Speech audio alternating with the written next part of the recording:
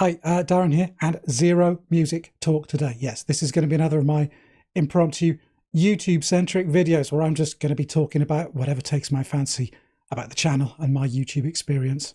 So I count this as being 10 months into the life of the channel. It's probably more like 12 from my experience because I started recording this stuff last summer, about a year ago. And a friend suggested to me that it was probably time to do another of these videos. So here it is, quite off the cuff. I'll give you some updates and some news about the channel, some of my reflections, observations about doing YouTube, a little advice maybe, and, you know, the odd confession. So first up, channel health. The last time I did one of these was about 4 months ago. That's kind of early March of 2023. And things were ticking over okay, about 100 plus subscribers, a few videos that had been outperforming a lot of my earlier stuff, things like the John Cale Primer and the Guitar Heroes videos. And how about now? Well, I made a few videos fairly recently, which, in light of what I'd done before, I've taken the channel up a gear. Yeah, the kind of two pedal gear tunings videos that I did. The first one went up on the 12th of May, and the other one about a month later on the 10th of June.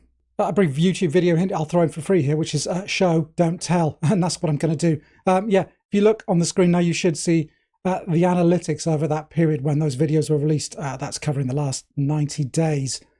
And to put it into even sharper perspective, I'll show you it over the previous 365 days, the whole year. Yeah, these videos were a bit of a change of direction, I guess, of emphasis, but they were fun to make. They were hard work, but they clearly connected and they resonated with viewers that I'd so far not been able to reach.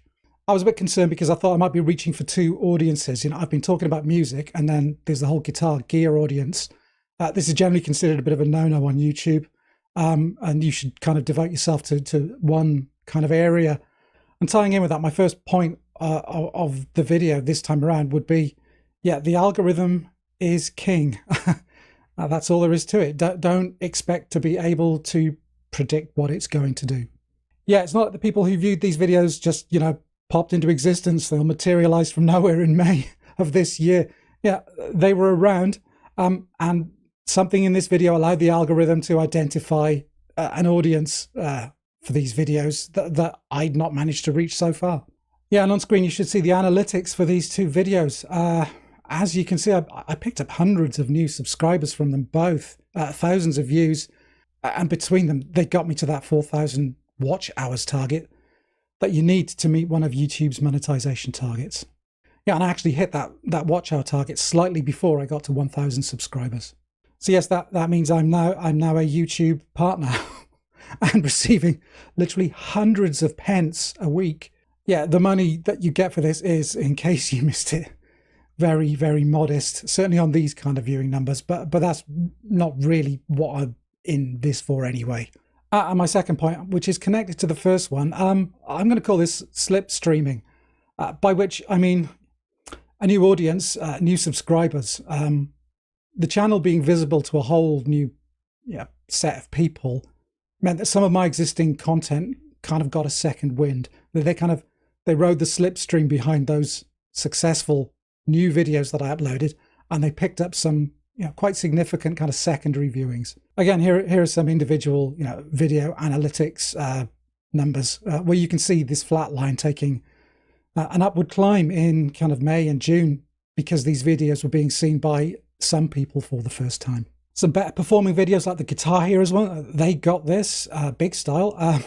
Some of the more standalone videos like the unusual band lineups, they got a little of it. And even some of my oldest content, some of the 90s OU videos, they got some, heavy, late in the day attention. Yeah, and a lot of viewers' comments really highlighted this to me. People saying, oh, I didn't know this channel was here.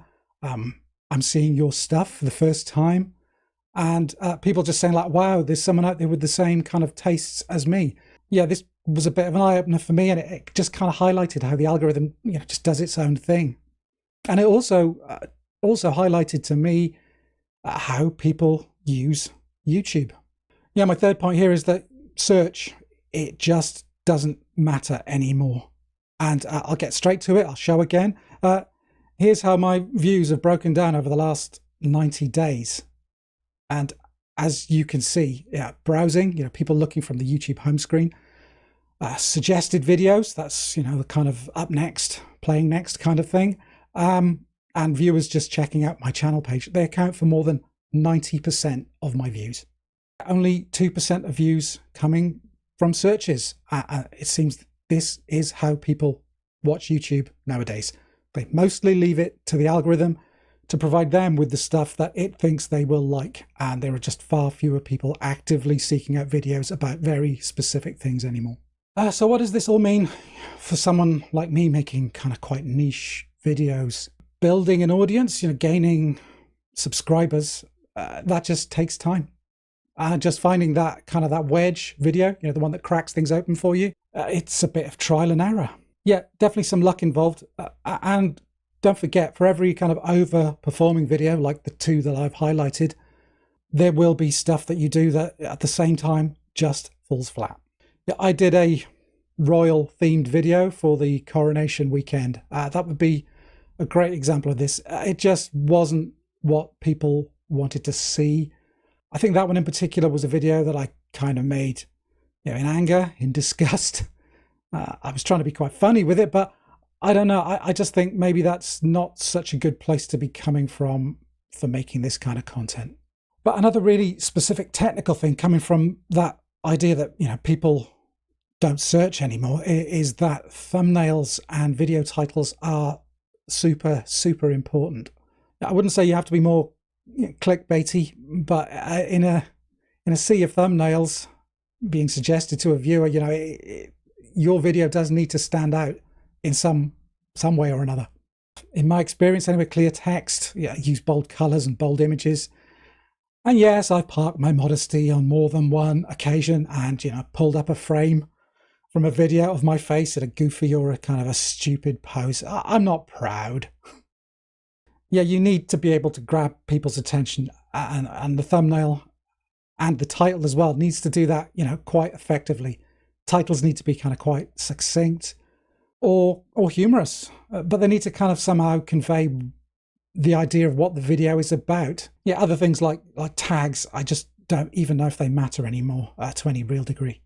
Yeah, fourth up, just a kind of a catch-all for all the technical and the editing stuff. I mentioned last time that for the kind of stuff I'm talking about, you know, presenting lists of stuff, getting into detail, you know, sometimes you're telling a story or you're threading some kind of narrative through a video, then I think the quicker, snappier style of editing, that seems to work best. It certainly does for me.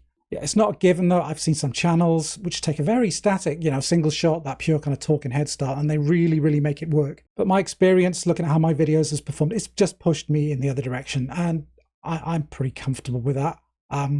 To me, my stuff looks and feels more engaging, I think, than when I first started.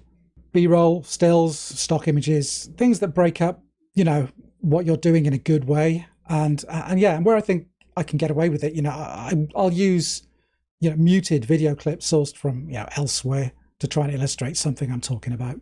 Yeah, you just have to be a bit cautious with that if you're clipping stuff like, you know, official music videos for one, because you can quite easily fall foul of content matching even without any audio. Yeah, I've been caught out a couple of times by that, which necessitated like, you know, a quick, fresh edit and then re-uploading before I could publish. And lastly, the last point in this video, and yeah, I'm going to be completely ditching that old showbiz maxim of, you know, leave them with a laugh, with a brief chat about the toll. Yeah, the toll, by which I mean the kind of the mental, the psychological effects of doing this stuff, which I really didn't even consider when I started out. What do I mean? Well, for one, you know, the routine, the cycle you have to go through. I'm just not organized enough to batch up several videos. I can't write and record a bunch in one go and then, you know, drip release them over a period of time.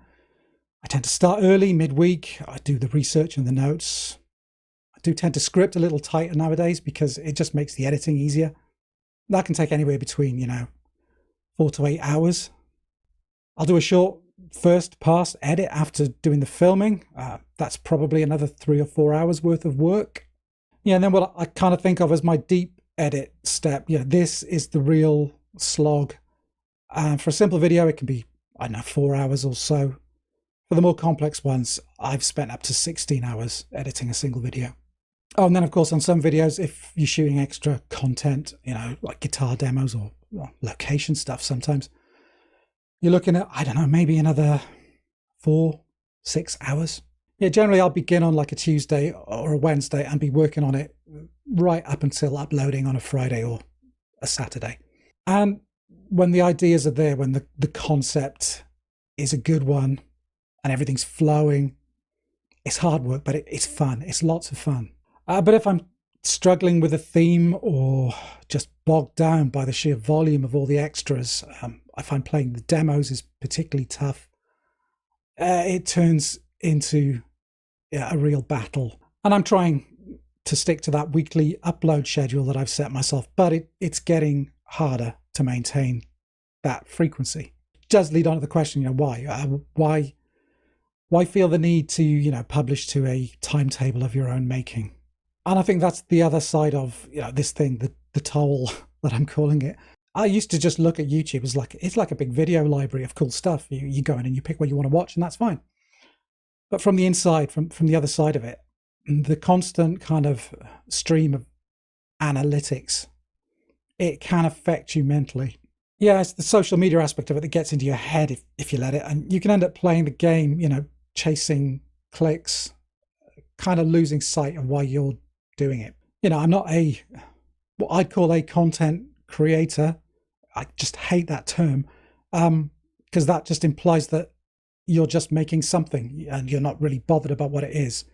You know, you're a jukebox. You're just playing for quarters. Yeah, that's something I really don't want. So I would say tread very carefully if you're doing this long term. I have to check myself a little sometimes. I clear my head and just focus on an idea that engages me fully, so that I'm getting as much out of this as I hope the people viewing the final videos are. There's a phrase that springs to mind, one that I used to share with my old friend Mikey. I don't know if you're out there, Mikey, but hi if you are. Every week the music press seemed to be full of interviews back at the end of the 80s, start of the 90s, with these shambly, long-haired indie bands full of doe-eyed little boys, you know, who couldn't look you in the face. And they would all offer the same kind of, the same response, which was, well, we're just in it to make the music we like, and if anyone else likes it, then that's great. And Mikey and I used to laugh about this. We used to use it as a running joke, but there's a lot of truth in it, I do have to say. And you should be making the content you want. You should be making the content you like. You shouldn't be being swayed too much by what other people are expecting of you, because this isn't content. It's art. That's what it is. You're putting yourself out there. And I think people get the best of you when you put the best of yourself out there. And that's it for this little peek behind the curtain of my, you know, modest little YouTube operation. Yeah, I'm just going to publish these when I feel like it. Coming off the back of those 2 videos that performed really well for me, that kind of basically took the channel to a new level. Felt like a good time to do it, but I wanted to make sure I gave myself enough distance from that initial, you know, peak of euphoria, that I could kind of ground this a bit more. Yeah, please add your comments below if you'd like to talk about, you know, consuming or creating YouTube, or anything to do with any of the aspects I've touched on in this video. Yeah, back soon with more music content. But in the meantime, yeah, take care and bye for now.